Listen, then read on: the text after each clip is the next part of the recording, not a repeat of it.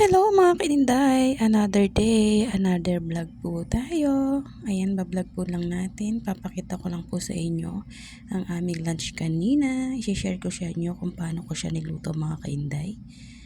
Ayan, ang ulam natin ay piniritong bangus na nilagyan ko ng loob sa ng palaman sa loob. Yan, nabulol na ang kainday nyo. Ayan, it's so yummy. Yan mga kainday.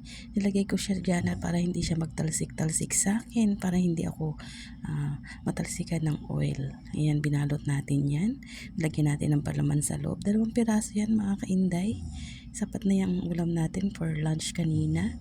At syempre, sausawa natin dyan na itoyo na may kalamansi na may sili.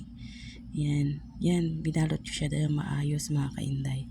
Syempre, boneless bangus yan, kaya yan. Yan guys, pinirito na natin. Ang ginamit natin dyan, yung use oil natin, yung ginamit nating nagpirito tayo ng chicken. Kasi sayang naman mga kainday, di ba? Mahal-mahal pa naman ng oil, kaya medyo tipid-tipid. At saka hindi naman yung papasok sa loob ng ating bangus kasi meron nga tayong pambalot na ginamit. Ayan, lulutuin lang natin yung loob niyan. Syempre, tatanggalin natin yan pag okay na. Lulutuin natin yung magkabila mga kainday. Ayan ang ating ulam. Busog na tayo dyan. Yan ang ating sausawan. Ayan mga kainday, biniling na natin siya dyan para maluto naman yung kabila.